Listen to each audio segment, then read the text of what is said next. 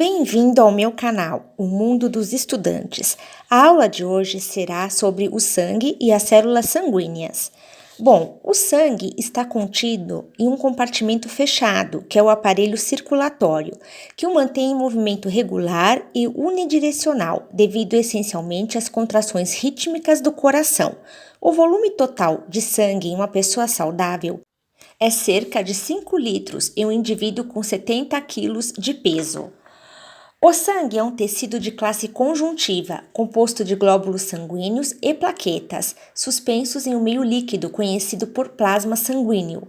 Transporta oxigênios e nutrientes para todos os tecidos através de um sistema vascular fechado.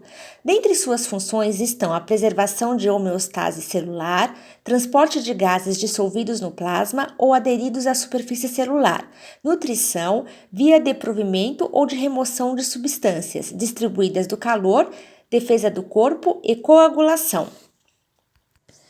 O plasma é uma solução aquosa que contém componentes de pequeno e de elevado peso molecular, que correspondem a 10% do seu volume. As proteínas plasmáticas correspondem a 7% e os sais inorgânicos a 0,9%, sendo o restante formado por compostos orgânicos diversos, tais como aminoácidos, vitaminas, hormônios e glicose. A composição do plasma é um indicador da composição do líquido extracelular. Agora vamos falar um pouquinho sobre as células sanguíneas. Os eritrócitos podem ser conhecidos como hemácias ou glóbulos vermelhos, que são células anucleadas encontradas na forma de um disco bicôncavo. Nos eritrócitos encontramos uma quantidade relevante de hemoglobina, definida como proteína transportadora de oxigênio e gás carbônico. Em condições normais, esses corpúsculos, ao contrário dos leucócitos, não saem do sistema circulatório, permanecendo sempre no interior dos vasos. Os leucócitos são incolores, de forma esférica, quando em suspensão no sangue e têm a função de proteger o organismo contra infecções. São produzidos na medula óssea, assim como os eritrócitos, ou em tecidos linfóides e permanecem temporariamente no sangue.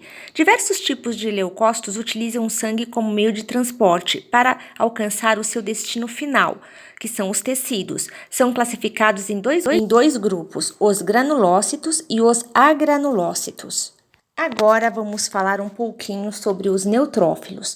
Os neutrófilos ou leucócitos polimorfonucleares são células arredondadas com diâmetros entre 10 e 14 UM. Têm núcleos formados por 2 a 5 lóbulos, mais frequentemente possuem 3 lóbulos, ligados entre si por finas pontes de cromatina.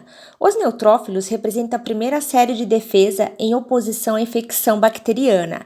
Após exterminarem as bactérias, os neutrófilos morrem e formam pus por acumularem-se. Agora, olhando as fotos, podemos ver os eosinófilos, que são muito menos numerosos do que os neutrófilos, constituindo apenas 1 a 3% do total de leucócitos. Essas células têm aproximadamente o mesmo tamanho dos neutrófilos, ou são ligeiramente maiores. Seu núcleo em geral é bilobulado. Agora vamos falar um pouquinho sobre os basófilos. O basófilo tem núcleo volumoso, com forma retorcida e irregular, geralmente com o aspecto da letra S. O citoplasma é carregado de grânulos maiores do que o dos outros granulócitos, os quais muitas vezes obscurecem o núcleo. Ao microscópio eletrônico, os grânulos dos basófilos são muito eletrodensos e frequentemente contêm filamentos ou partículas alongadas. Eles constituem menos de 2% dos leucócitos do sangue e, por isso, é difícil encontrá-los nos esfregaços. São produzidos na medula óssea e representam apenas 0,5 a 1% na contagem diferencial do sangue total, sendo que rapidamente migram para todos os tecidos do corpo e têm um núcleo volumoso, retorcido e irregular. A histamina, a heparina e fatores quimiotásticos para neutrófilos e eosinófilos estão contidos nos basófilos. Sua meia-vida no sangue é estimada em 1 a 2 dias. Agora vamos falar um pouco sobre os linfócitos, que são as células responsáveis pela defesa imunológica do nosso organismo.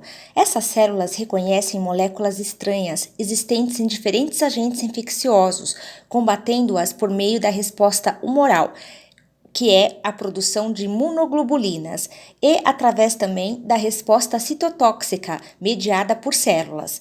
Os linfócitos constituem uma família de células esféricas, com diâmetro variável entre 6 e 8 milímetros. Com essas dimensões, são conhecidas como linfócitos pequenos. Os linfócitos eles são classificados em B e T. Os linfócitos B são conhecidos como bursa-dependentes ou células B e representam cerca de 10 a 15% dos linfócitos circulantes. Nos humanos, são células provenientes da medula óssea, sendo responsáveis pela imunidade humoral. Assim, os linfócitos B, quando ativados, proliferam e diferenciam-se em plasmócitos. Estas células são responsáveis pela síntese das imunoglobulinas, liberadas no sangue, e constituem os anticorpos circulantes. Já os linfócitos T ou timo são dependentes, representam cerca de 70% dos linfócitos do sangue e são originários do timo. São células responsáveis pelas respostas imunes de base celular, isto é, podem entrar fisicamente em contato com células estranhas e as destroem. Os linfócitos T são os responsáveis pela rejeição de transplantes de células infectadas por vírus ou de células cancerosas. Temos também os monócitos, que são células originárias da medula óssea, que circulam no nosso sangue por 1 a 3 dias, migrando para os tecidos e se transformam em macrófagos, nos quais irão exercer totalmente sua função. Os monócitos são os maiores leucócitos circulantes, com diâmetro entre 15 e 22. Tem o núcleo ovoide em forma de rim ou de ferradura, geralmente excêntrico. Devido ao arranjo pouco denso de sua cromatina, o núcleo dos monócitos é mais claro do que o dos linfócitos. E por último, nós temos as plaquetas, que são derivadas de células gigantes e poliploides da medula óssea, chamados de megacariócitos. Apresentam-se como corpúsculos anucleados, com uma forma de disco, medindo cerca de 2 a 3 m de diâmetro. O sistema vascular é constantemente patrulhado pelas plaquetas circulantes. Em situação normal, não se aderem entre si, mas se ocorrer uma ruptura do endotélio, as plaquetas aderem-se vigorosamente na região da lesão, iniciando dessa forma o processo de coagulação localizada do sangue, chamada de hemostasia. Portanto, as plaquetas promovem a coagulação do sangue e auxiliam a reparação da parede dos vasos sanguíneos, evitando perda de sangue.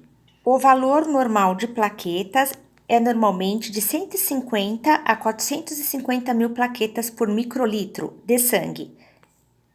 Bom, chegamos ao final de mais uma aula. Obrigado por assistir. Deixe aí nos comentários o que vocês gostariam de um outro tema, né? E eu agradeço e não esqueça de dar o seu like.